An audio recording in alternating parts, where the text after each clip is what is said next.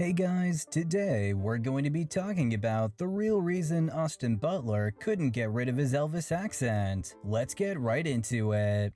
Austin Butler has captured the attention of people all over the world, seemingly becoming Hollywood's new it boy overnight. With the release of Baz Luhrmann's Elvis and fans seeing Butler's star power and immense talent, it's no surprise that the film was such a success. Despite the fact that the film is set to be completed in 2021, Butler's voice has the twang of Elvis Presley. Butler stayed in Elvis's headspace on set, not necessarily method acting, but also not doing anything to detach from the character or a scene. Butler has an almost uncanny voice when speaking like Elvis in the film, and it's easy to get lost in the movie and forget reality. But you'd think that when the camera stopped rolling and the director yelled, "That's a wrap," that's the end of it. Butler's 3-year-long portrayal of Elvis would come to an end. Butler, on the other hand, still has a little Elvis in him, which is evident when he speaks. So why does he still have the Elvis impersonation nearly 2 years later? Butler brought Elvis to life for nearly 3 years. He looked like him, spoke like him, walked like him, acted like him, and even laughed like him. Butler elaborated on what was most important while portraying Elvis. He said, "My big goal right from the beginning was not becoming a caricature of him." He then added, "There are so many people out there who have their own Elvis voice, and you realize that most of those are caricature. The way that they curl their lip or they deepen their voice deeper than his voice ever was. For me, it was just trying to find out who he was as a man, to humanize him and connect to him on that level." When it came down to Butler portraying Elvis, he said it's simple.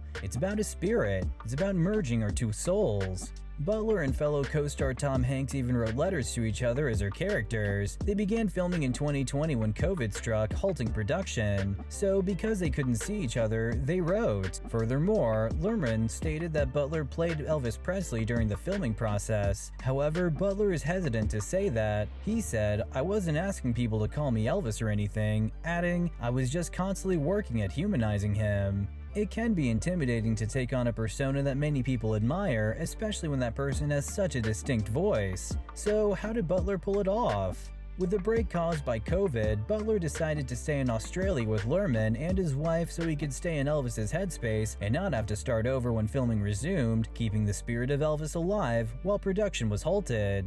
Butler said, "I would set up a camera one day and I would just do an interview as Elvis. It was just my time to play and walk down the beach, recite, listen to Elvis, and speak out loud." He continues with, "I have all these tapes. I had this whole compilation of his laughter, and I would just play it. It sounds so crazy. I walked down the beach in Australia when it was completely empty, just laughing like Elvis for hours. It was any little thing like that that allowed me to just play." What does the public think now that we know why he may still sound like Elvis? Butler won the Golden Globe for Best Actor in Motion Picture on January 10th. Many viewers couldn't help but notice that when he went on stage to accept the award and say his thank yous, he still sounded like Elvis. When asked backstage why he still had the Elvis voice, Butler said, "I don't even think about it. I don't think I sound like him still. I guess I must because I hear it a lot." He continues, "I often liken it to when somebody lives in another country for a long time. I had 3 years where that was my only focus in life, so I'm sure there are just pieces of my DNA that will always be linked to that point."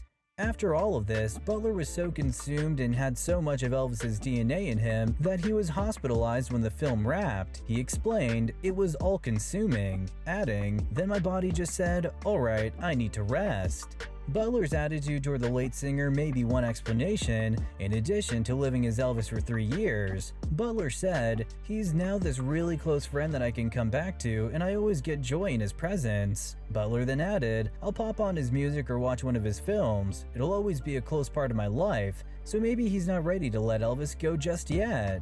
His performance in his new film Elvis would not be considered exceptional unless it came from an Elvis family member. Priscilla Presley, Elvis Presley's ex-wife, weighs in on the new Baz Luhrmann biopic Elvis, giving it high remarks for accurately portraying the singer's look and feel. Priscilla Presley writes on Facebook that she saw the film in a special advance screening with longtime Elvis associate Jerry Schilling. She said, "For those curious about the new film Elvis, Baz Luhrmann, the director, provided a private screening for me and Jerry Schilling at Warner Studios recently. This story is about Elvis and Colonel Parker's relationship. It is a true story told brilliantly and creatively that only Boz, in his unique artistic way, could have delivered. But that's all we have for you guys today though. We'll be sure to catch you all in the next one.